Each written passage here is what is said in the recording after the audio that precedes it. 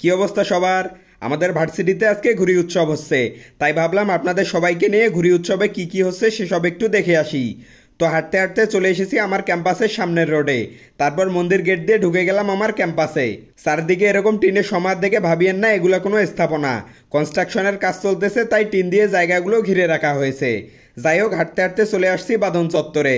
বাঁধন চত্বর থেকে একাডেমিক বিল্ডিং ও প্রশাসনিক বিল্ডিংয়ের মাঝখান দিয়ে চলে আসলাম এই বালুভর্তি মাঠে। এসেই দেখলাম আর্কিটেকচার ডিপার্টমেন্ট মানে স্থাপত্য বিভাগের আয়োজনে উড়াল 31 নামের এই ঘুড়ি উৎসবের আয়োজন করা হয়েছে। তারপর দূর থেকে সুন্দর চাকচিক্য দেখে চলে আসতেই দেখলাম সুন্দরী আপুরা এখানে ঘুড়ি বিক্রি করতেছেন। আপুরা ওনাদের এই ভ্রাম্যমান দোকান যথেষ্ট সুন্দর করে সাজিয়েছেন, আর না সাজাবেনই বা কেন, ওনাদের পড়াশোনাই তো এসব নিয়ে। তারপর এদিকটা এসে ছোট ভাই নাফিসের হাতে টাকা তোলার বক্স দেখে বন্ধু রিয়াজ জানতে চাইলো এটা কিসের বক্স। সে জানালো আমাদের ক্যাম্পাসের একজন শ্রদ্ধেয় স্যার ক্যান্সারে আক্রান্ত, ওনার চিকিৎসার জন্য যে বিপুল পরিমাণ অর্থের দরকার সেটার জন্য তারা তাদের সংগঠন ফটোগ্রাফিক সোসাইটি থেকে ফ্রি মানুষের ছবি তুলে দিচ্ছে। কেউ যদি খুশি হয়ে কোনো অর্থ দিচ্ছে সেটা জমা হচ্ছে স্যারের চিকিৎসার জন্য। তাদের এই নিঃস্বার্থ কাজ সত্যিই অ্যাপ্রিসিয়েট করার মতো।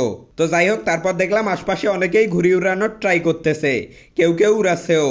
এই ভাই ঘুড়ি উড়ানোর জন্য আপুদের যাওয়ার পথেই বন্ধ করে দিয়েছেন তার ঘুড়ির সুতা দিয়ে।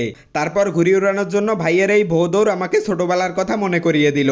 ছোটবেলায় ঘুড়ি উড়াইতে যেয়ে কতবার যে এভাবে দৌড় মারছি আর ধান খেতে উল্টে গেছি তার সংখ্যাটা গুনেও শেষ করতে পারবো না। তবে আমি 1000 বার ফেল মারলেও ভাইকে দেখলাম একবারের চেষ্টাতেই সফল হয়ে গেছেন।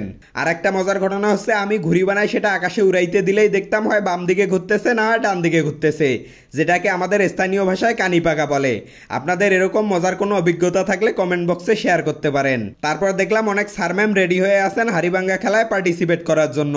তো আমি আর বকবক না করি, আপনারা সবাই হাড়িভাঙ্গা খেলা দেখতে থাকেন। আর জীবনে কখনো এই খেলায় হাড়ি ভাঙতে পারছিলেন কিনা সেটাও কমেন্টে জানিয়ে দেবেন।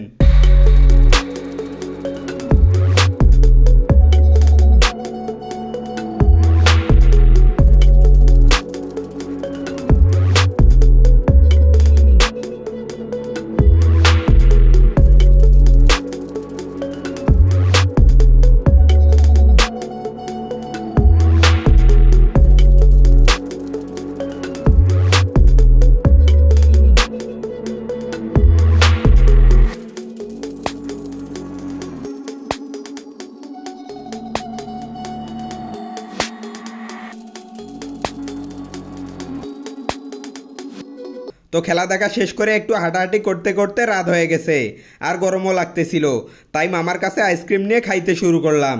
তো এই ছিল আমাদের আজকের ভিডিও। দেখা হচ্ছে পরবর্তী ভিডিওতে। সে পর্যন্ত সবাই ভালো থাকবেন। আল্লাহ হাফেজ।